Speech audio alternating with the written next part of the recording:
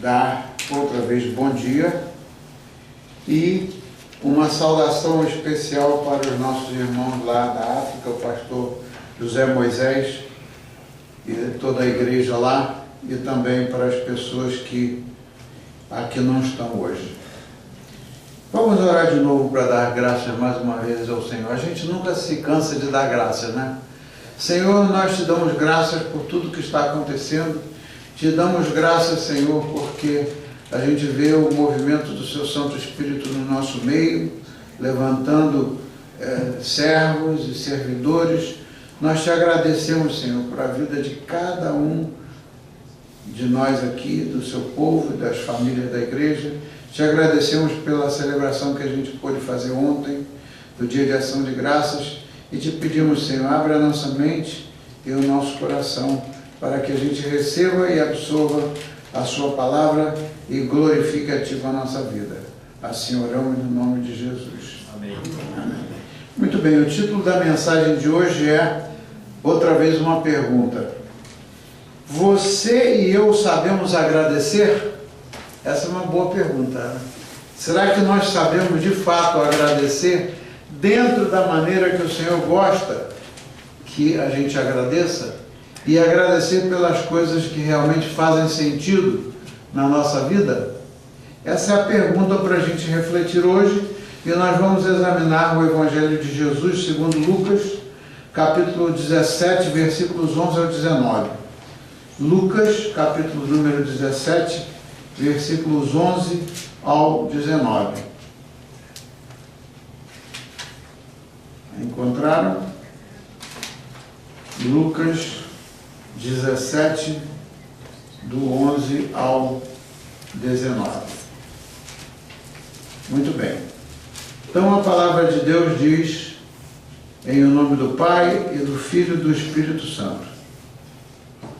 De caminho para Jerusalém, passava Jesus pelo meio de Samaria e da Galiléia. Ao entrar numa aldeia, saíram-lhe ao encontro quem? 10 leprosos, que ficaram longe e lhe gritaram, dizendo: Jesus, mestre, compadece-te de nós. Ao vê-los, disse-lhes Jesus: Ide e mostrai-vos aos sacerdotes. E aconteceu que, indo eles, foram o quê? Purificados, foram curados. Um dos 10, vendo que fora curado, voltou, dando o quê? Glória a Deus em voz alta, e prostrou-se com o rosto em terra aos pés de Jesus, agradecendo-lhe. E este era samaritano. Então Jesus lhe perguntou: não eram 10 os que foram curados? Onde estão os 9? Não houve, porventura, quem voltasse para dar glórias a Deus, senão este estrangeiro? E disse-lhes: levanta-te e vai, a tua fé te curou. Vamos ler juntos todos juntos, o último versículo. Levanta-te e vai, a tua fé te salvou. Te salvou. Aleluia. Essa é a palavra do Senhor para nós hoje. Então, uma das lições mais contundentes e mais emocionantes na Bíblia, em toda a Escritura, diz respeito à história daqueles 10 leprosos que foram curados, mas somente um voltou para agradecer ao Senhor Jesus. E nós sabemos que hoje mais e mais pessoas estão apartadas da fé, estão à parte de Deus, e somente uma minoria das pessoas em todo este mundo, somente uma minoria das pessoas sabem dar graças e voltam ao Senhor para dar graças por todas as coisas. Então, agradecer é um exercício que deve ser feito com esforço de todos nós. Agradecer é algo que representa o nosso sacrifício de adoração. Como nós vimos ontem ao refletir aqui na nossa celebração de Thanksgiving, no Salmo 116 diz lá, o Senhor, o salmista inspirado pelo Senhor disse que o que Ele pede para nós é sacrifício de adoração. Sacrifício no sentido de glorificá-lo, em meio a quaisquer circunstâncias e em meio a um mundo de trevas, que cada vez mais as trevas se avolumam, e por causa da natureza humana, que ficou contaminada e cada vez mais contaminada pelo pecado, dar graças e glorificar ao Senhor deixou para muitos e muitos milhões de pessoas, deixou de ser o meio de vida, deixou de ser uma prática na vida, né? Por quê? Por causa do pecado. Eu falava com uma pessoa um desses dias aí, e essa pessoa, como não tem conhecimento da Bíblia, ele tem uma percepção de mundo, ele tem uma percepção do ser humano de uma maneira totalmente diferente. E como outros milhões de pessoas, tudo que acontece de errado, quem é o culpado? É Deus. É uma tristeza a gente ver que esse mundo, ele jaz em trevas, de tal maneira que tudo que acontece de errado, o homem é o bonzinho, está lá em cima, o ser humano, e Deus é o que é colocado em segundo, ou em terceiro, ou em quarto plano, porque o homem se exalta, o homem se enaltece, né? Quando a gente olha os programas de televisão, principalmente no Brasil, aqui eu não olho muito programa de televisão, mas os poucos programas que eu vejo no Brasil, você pode observar que a televisão, os programas sempre são para enaltecer as outras pessoas. Então, um apresentador de televisão, por exemplo, não precisa dizer o nome, que muitas pessoas devem conhecê-lo, né? É famoso, é um programa lá que diz o Domingão do Faustão. Eu fico, não é espantado, eu fico triste de ver o seguinte: cada uma daquelas pessoas que não representa nada, absolutamente nada, porque não reconhece a Deus como o Senhor do universo e o Senhor de tudo, eles estão lá para dizer, para enaltecer as pessoas, e ele apresenta pessoas que a gente nunca viu. Ele apresenta pessoas que a gente nunca viu, dizendo: este é o maior cantor, ou o maior não sei o que lá, do planeta. Ele tem esse hábito de dizer, eu estou dizendo a verdade, eu não estou dizendo mentira, se quiserem me condenar, que me condenem. Mas este é o homem, este é o tal, ele é o maior não sei o que do planeta por causa do sucesso. Para esse mundo o que importa é o sucesso das pessoas. Não é a vida eterna, não é o glorificar a Deus. Você imagina a que ponto triste chegou o homem? Número um, por não querer e não sentir a aptidão de agradecer a Deus por tudo, porque o importante não é agradecer a Deus, é agradecer a si mesmo.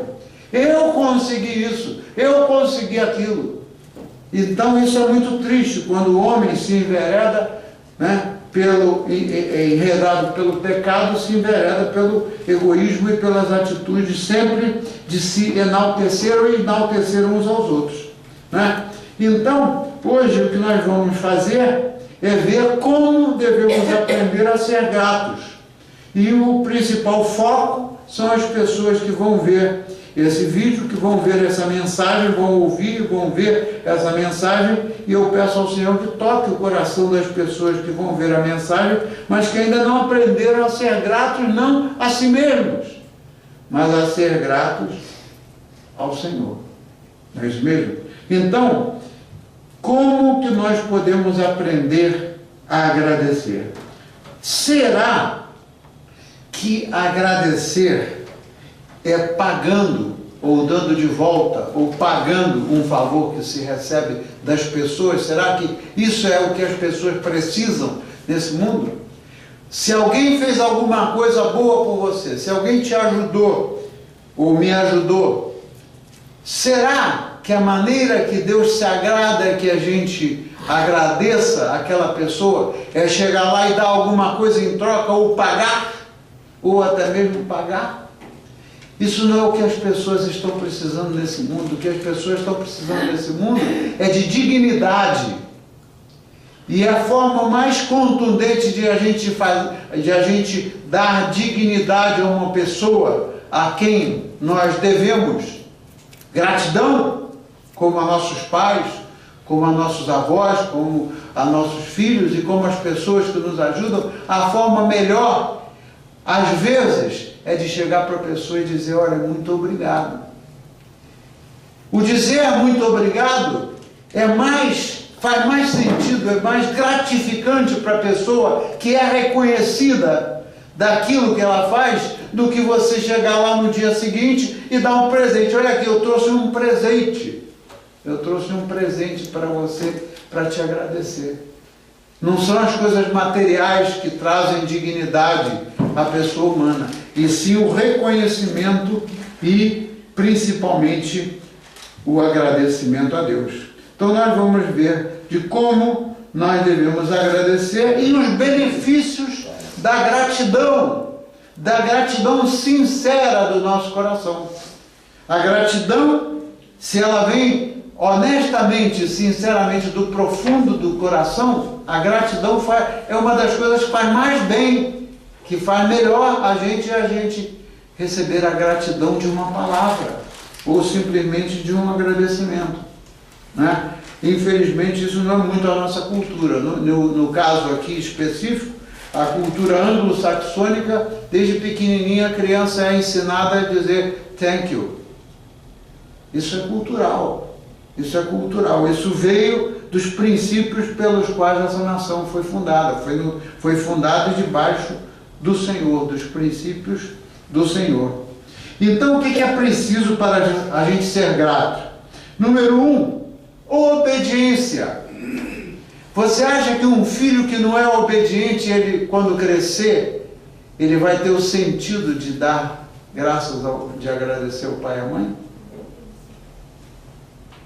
Uma das formas que é preciso da gente se curvar e a gente agradecer é a obediência, e está lá no versículo 14, que eu vou ler de novo. A obediência. O que aconteceu? O Senhor Jesus, ao vê-los, disse assim: ide e mostrai-vos a quem? Aos sacerdotes. Ide e mostrai-vos aos sacerdotes. Tem muita gente que questiona a questão da obediência. Esses 10 aqui, nenhum deles virou para Jesus Cristo e disse assim: escuta, mas por que eu tenho que ir aos sacerdotes? Número 1, porque eles sabiam que a lei, está lá em Levíticos, a lei, ela ordenava, a lei mosaica ordenava que as pessoas, para terem cura, ou as pessoas para buscarem a Deus, elas eram diferentes do nosso tempo. Hoje a gente tem um canal direto com o Senhor por meio de Jesus Cristo. Naquela época, tudo que se tinha que tratar a respeito de Deus, o veículo, o intermediário, eram os sacerdotes. Então os sacerdotes eram as pessoas que ali estavam para não só ensinar a cumprir a lei, mas também de executar a lei. Então a obediência, eles não discutiram, eles não questionaram. E outra coisa que faz parte desse mundo de trevas é sempre muitas pessoas que até se dizem cristãos estarem questionando aquilo que Deus manda fazer. Não? Então, os leprosos foram curados porque obedeceram a Jesus e se apresentaram aos sacerdotes. Então, eles tiveram coragem para se apresentar ao sacerdote, né? Por que razão que implicava em coragem aquele ato de obediência? Primeiro, porque eles eram repudiados, eles eram rejeitados. Nenhuma pessoa, de acordo com a lei da época, podia chegar a menos de 100 metros de distância do leproso. O leproso era uma pessoa suja, considerado uma pessoa suja. Eu não sei se vocês já viram alguma pessoa leprosa, mas a pessoa leprosa, a carne dela começa a cair, começa a se desfazer, a carne dela começa a se desfazer em pedaços. Tem pessoas leprosas que às vezes cai a orelha, tem pessoas leprosas que às vezes ela cai o nariz, tem pessoas leprosas que às vezes os dedos já estão todos sem carne, só começa a aparecer o osso, o peito da pessoa começa a se desfazer, e a carne começa a apodrecer. Então, eles não eram permitidos de conviver junto com outras pessoas dentro da cidade. Tanto é que aqui diz que o Senhor Jesus estava a caminho para Jerusalém e passava em meio da cidade de Samaria, né, e da Galileia, numa vila, lá num lugar qualquer. Eles eram proibidos de estar junto das pessoas. E você imagina, aquela doença, a pessoa fica cheirando mal. A lepra, uma das coisas que a pessoa não consegue ficar perto dos outros é o cheiro mal, a podridão da carne da pessoa, a pessoa começa a cheirar mal. Então, foi um ato de coragem eles irem ao sacerdote, embora tendo obedecido o que Jesus mandou fazer, né? Jesus podia ter curado eles ali e não precisar de mandar eles ao sacerdote, mas até mesmo Jesus Cristo obedecia à lei que estava estabelecida no Velho Testamento, porque eles eram supostos de ir ao sacerdote. Então, eles tiveram coragem. Muitas vezes a gente precisa de ter coragem para obedecer à lei de Deus. Quando Deus diz que a gente deve colocar ao Senhor, deve colocar a Deus acima de todas as coisas, o que eu vou falar aqui vocês sabem, porque todos nós já experimentamos. Às vezes é preciso a gente ter coragem de dizer não para alguém, seja esse alguém quem for, quando se trate de alguma coisa a não cumprir aquilo que Deus manda. Que Deus manda é colocá-lo em primeiro lugar, acima de tudo. Todas as vezes que alguém põe pressão em cima da gente, para a gente fazer algo que vai colocar Deus em segundo, ou em terceiro, ou em quarto, ou que plano seja, então é preciso da gente ter a coragem que aqueles homens tiveram, né, para dizer não. No caso, a coragem deles foi para cumprir o que Jesus tinha mandado. Muito bem. Qual é a segunda coisa que é preciso para a gente obedecer? É voltar. Para agradecer é preciso da gente sair do nosso lugar de conforto, da nossa zona de conforto, para a gente tomar a iniciativa de ir, voltar lá, né, e agradecer. No nosso caso, agradecer a Deus no dia a dia, né? Então, esse voltar, no versículo 15, diz lá, no versículo 15, um dos 10, veja só, 9 deles eles desistiram e não voltaram, mas um deles, né, aquele que foi obediente, ele, vendo que fora curado, voltou para quê? Voltou para fazer uma festa? O que está escrito lá no versículo 15?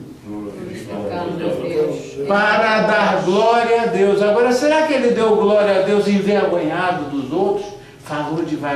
Falou baixinho? Não. Para dar glória a Deus em alta voz. Meus irmãos, a gente vive no mundo de trevas, mas nós não somos supostos de nos omitir. A gente peca, às vezes, não é só por fazer alguma coisa, mas por nos omitir também.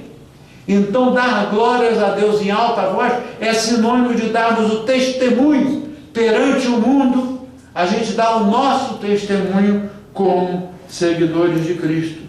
Então, quando aquele leproso voltou a Jesus Cristo, ele demonstrou o quê? Número 1, ele demonstrou que ele reconhecia que Jesus Cristo era capaz de livrá-lo de todos os problemas. Ele precisava muito mais do que a cura física. Ele precisava deixar de ser leproso e ser uma pessoa limpa como qualquer outra pessoa para conviver no meio da sociedade. Então o que ele precisava não era somente da cura do corpo, ele precisava muito mais, ele precisava da cura da alma. Nós todos precisamos da cura da alma, por que razão? Imagina um homem que era um leproso, que é rejeitado, ele é repudiado, ele é indesejado no meio das pessoas. Quantas feridas essa pessoa sente e tem na alma?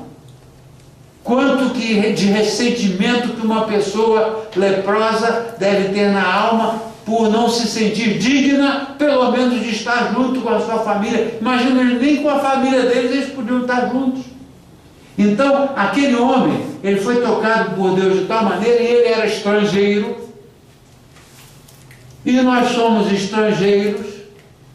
Agora, ele como um samaritano, o povo samaritano não se dava bem com o povo judeu. O povo samaritano era apartado de tudo aquilo que se passava ali pertinho na Galileia, que era o reinado de Jesus Cristo, lugar onde Jesus Cristo esteve.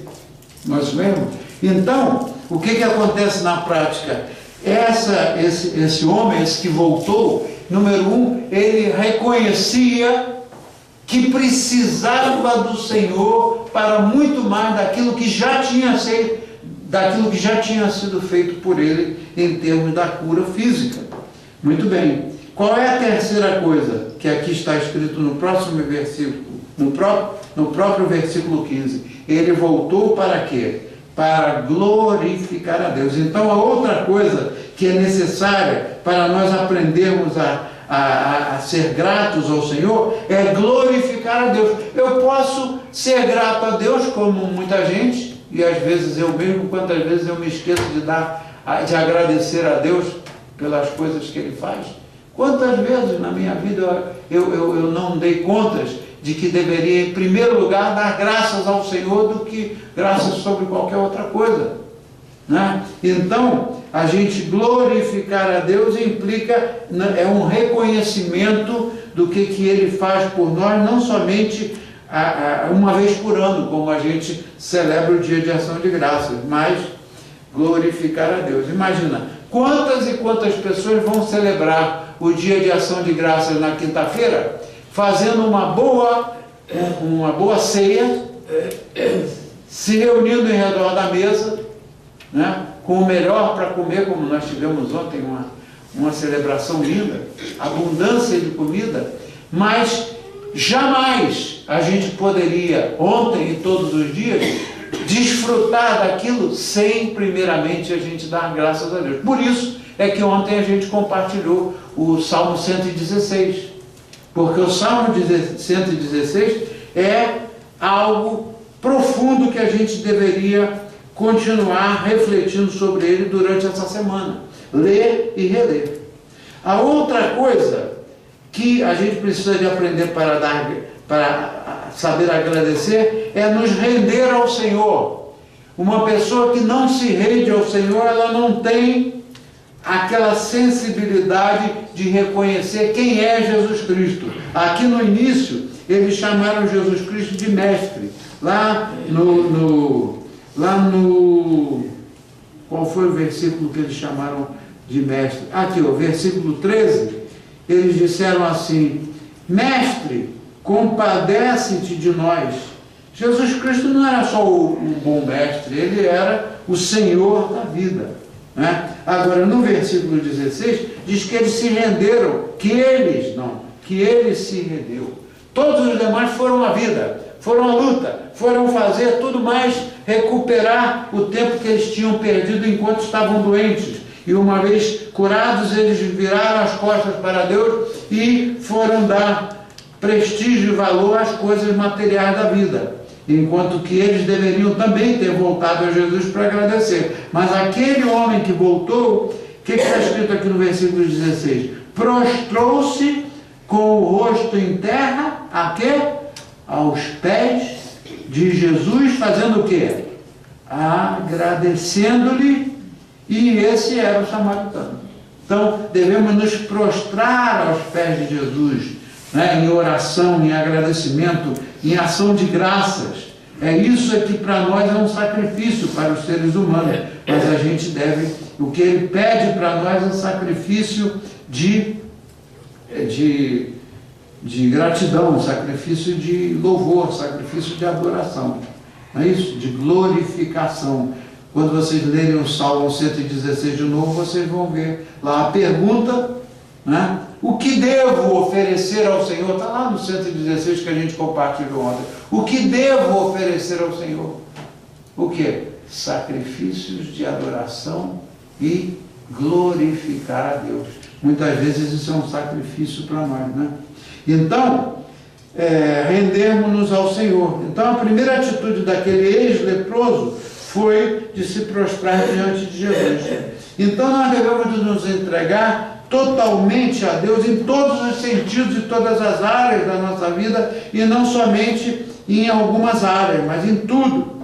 Porque sem Deus a nossa vida está sujeita à lepra do pecado. O pecado é pior do que uma lepra, porque o pecado, ele contamina todos os cantos, todos os recantos do nosso ser. A lepra acaba com o nosso corpo, mas o pecado acaba com o quê?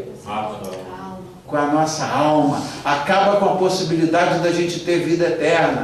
O pecado, se você for examinar direitinho, o nosso pecado, ele é pior do que uma lepra, porque ele leva a pessoa à segunda morte. A primeira morte é a morte no corpo, a segunda morte é a morte eterna no dia do juízo para aqueles que não vivem. Uma coisa é a gente conhecer a Jesus Cristo, outra coisa é a gente ver a Jesus Cristo. Aqui nessa passagem diz que os 10 viram Jesus de longe. Onde é que está escrito isso?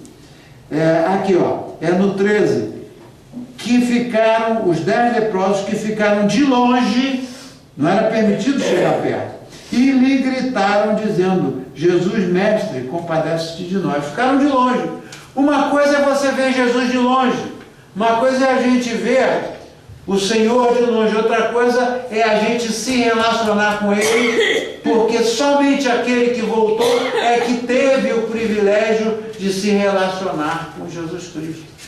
E o relacionamento de gratidão dele com Jesus Cristo foi tão grande que no final o que Jesus Cristo diz para ele? Levanta-te e vai, a tua fé o quê? Te salvou. A tua fé, a fé dele não somente levou aquele homem a reconhecer que tinha sido curado, mas ser salvo é muito mais além de ser curado. Todos nós, de alguma maneira na vida, nós somos alguma coisa. Ex-leprosos, ex-doentes, se a gente foi curado, né? Se a gente foi maltratado, a gente é uma pessoa que pode ser recuperada, pode ser salvo, pode ser curado das doenças da alma, mas uma pessoa ex-amargurada, uma pessoa ex-deprimida, é aquela que um dia passou pela desagradável experiência de ser rejeitada, ou de ser deprimida, ou de ser enferma do corpo, mas que agora se levantou. Quando ele diz levanta-se, não é só levantar-se porque estamos sentados e ele diz levanta-te e você se levanta, né? Aquele que foi curado, aquele paraplégico que foi curado, o cego que foi curado, quantas vezes na Bíblia Jesus Cristo fazendo o milagre, ele disse, inclusive para aquela mulher pecadora, né? O que ele falou para ela? Levanta-te, ide e não peque mais. Para o que era cego e que foi levantado pela mão por Pedro e por João, né? O Pedro e João disseram para ele, levanta-te. Então, levantar-se na Bíblia não é só a gente se levantar, estando sentado, se levantar fisicamente. É levantar a nossa alma, é levantar o nosso status, é levantar a nossa vida, é levantar a nossa alegria para quem está triste, é levantar-nos de um estado qualquer de prostração. a gente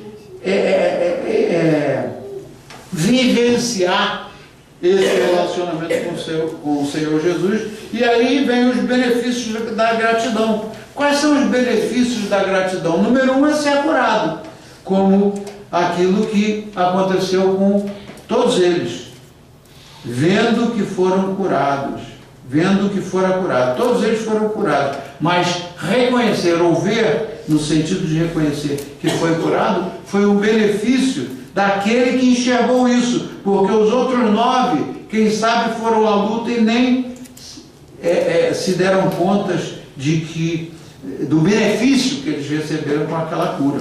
Então, a segunda forma da gente receber a bênção da cura, né, a bênção da salvação, é a gente se levantar, como eu falei, levanta-te e vai. O leproso que estava prostrado aos pés de Jesus ouviu o Senhor lhe dizer para se levantar. Então, agora chegou o tempo para nós, assim como chegou o tempo para aquele homem, de nós nos levantarmos e prosseguirmos a nossa vida, mas reconhecendo os benefícios daquilo que Jesus Cristo fez por nós. Ontem, no meio das pessoas que estavam aqui, né, nós tínhamos bastante gente ali ontem no nosso jantar de ação de graças, e a pergunta que eu fiz, como eu estava refletindo sobre o Salmo 116, foi a seguinte: escuta, qual é o maior benefício que a gente tem recebido de Jesus Cristo? É o quê? São os bens materiais? É a vida material ou é o que mais? Salvação. É a salvação. Se a gente todo dia se lembrar de dar graças ao Senhor pela nossa salvação, isso é um remédio, é um remédio para a nossa alma, e é um encorajamento que a gente precisa de receber todos os dias, porque todos os dias a gente precisa de viver os benefícios da salvação, não só no dia que a gente aceitou a Jesus Cristo, né? Então, o outro benefício é que a gente passa a ter fé. Quando a gente reconhece, o Senhor nos enche de fé. O que está escrito lá no versículo 19? O que ele disse? Levanta-te e vai, por quê? Será que foi o dinheiro dele que curou?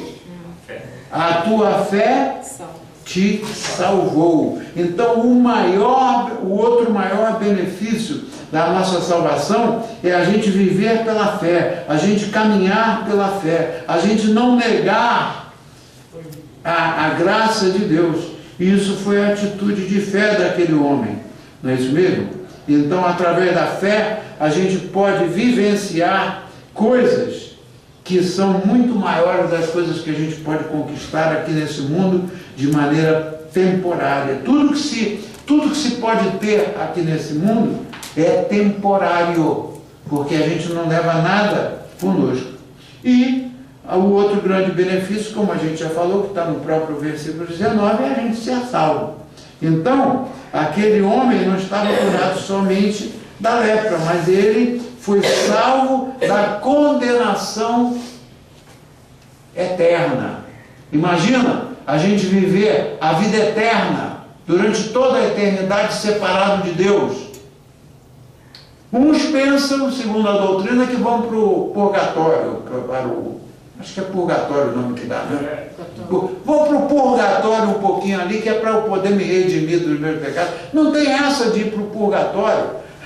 Não está escrito em lugar nenhum que o Senhor vai nos deixar num lugar de purgatório para a gente poder se acertar com Ele. Ou a gente se acertou e a gente vive pela fé, e no dia que Ele voltar, a gente está salvo, e está dito lá que os que estão em Cristo, para eles não existe condenação, ou então não tem meio termo, enquanto tem uma opção de gente aí que diz o seguinte: olha, vamos esperar, porque que no dia que Jesus voltar, né, ele vai reinar por 1000 anos, então ele vai voltar e reinar por 1000 anos. Essa interpretação da Bíblia está equivocada, porque em lugar nenhum diz que Jesus vai voltar para reinar aqui.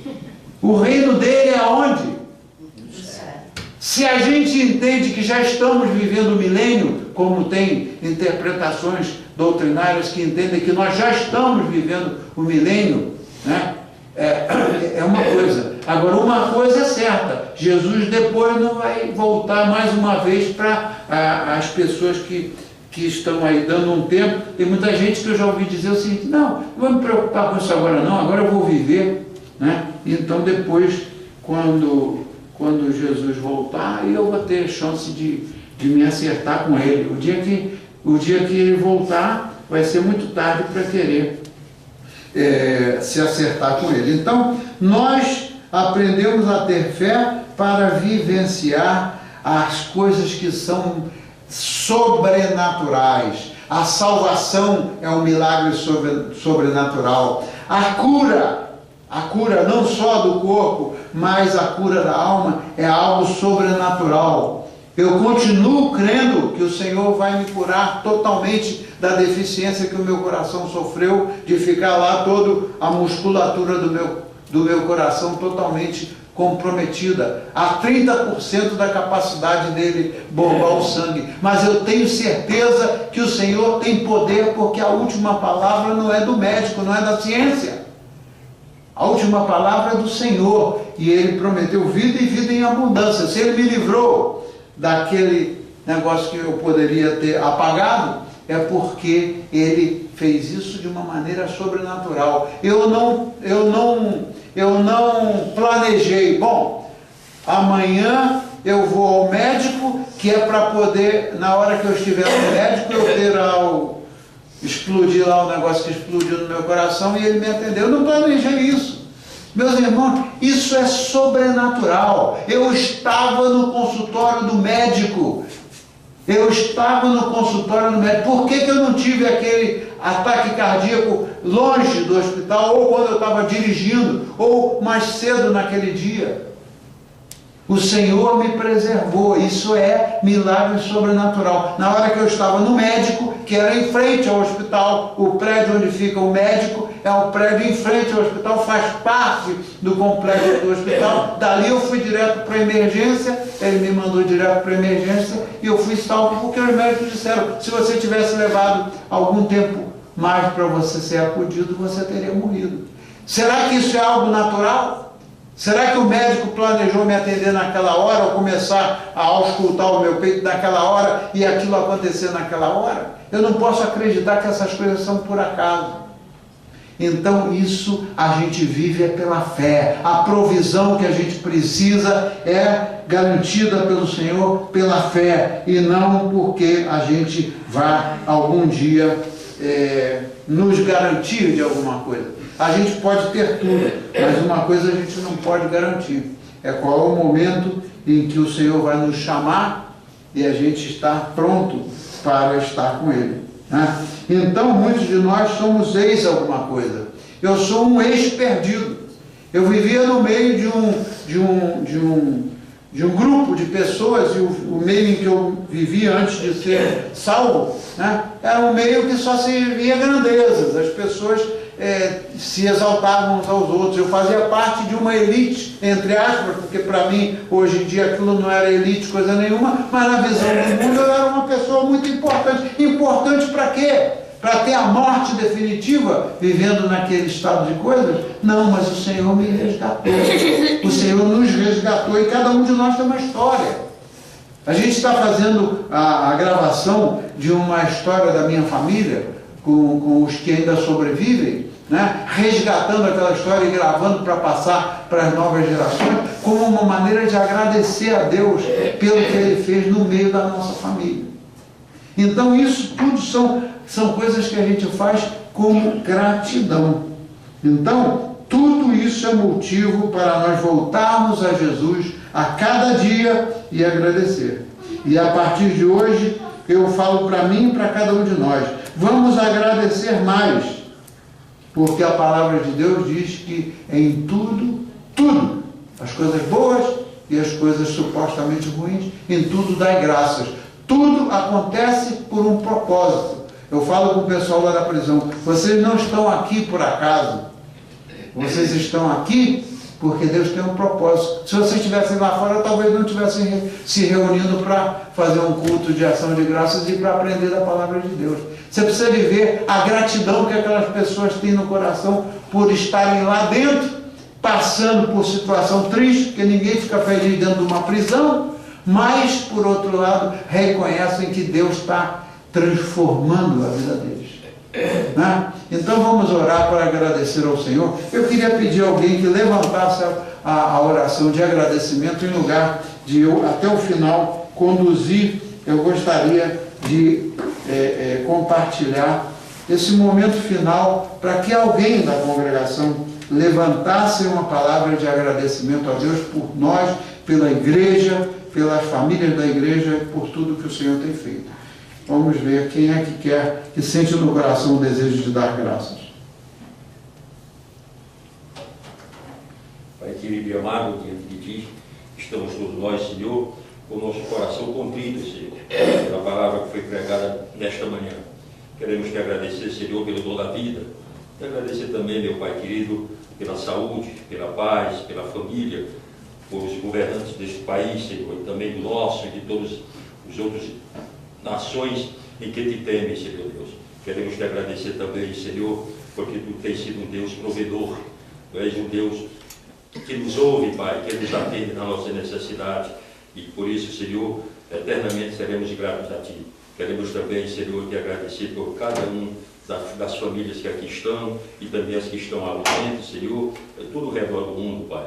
Queremos também, Senhor, Te agradecer pela Tua palavra que é pregada em todos os recantos deste mundo, Senhor Deus. Queremos Te agradecer também, Senhor, pela provisão diária que Tu nos dá, pela despesa da nossa casa que Tu nos mantém, Senhor Deus. Queremos ainda Te agradecer, Senhor Deus, por todos os filhos que temos, netos, bisnetos, Senhor Deus. Queremos Te agradecer também, Pai querido e amado, pelos pastores, por todos aqueles que pregam a Tua palavra. Queremos Te agradecer também, Senhor, por aqueles que estão em hospitais, Senhor Deus, que estão lá, que Tu os liberte definitivamente, Pai, das suas doenças e que possa suprir as suas necessidades, Senhor Deus. Queremos Te agradecer, Senhor, enfim, por todas as maravilhas que Tu faz a cada dia, pelo sol que nasce, pela noite, pelo dia que começa, Senhor, porque Tu és um Deus maravilhoso, Pai. Não temos palavras, Senhor, de agradecimento, mas queremos, do fundo do nosso coração, Te dizer, Senhor, que nós Te amamos e que queremos ser fiel a Ti, mas sobretudo, Pai, queremos agradecer especialmente pela salvação que Tu nos dá através do Teu Filho amado, Jesus de Nazaré, que é Deus contigo, que contigo vive e reina para sempre. Amém. Amém. Amém. Aleluia. Muito bem. Agora vamos para o nosso privilégio de entrega dos dízimos e das ofertas.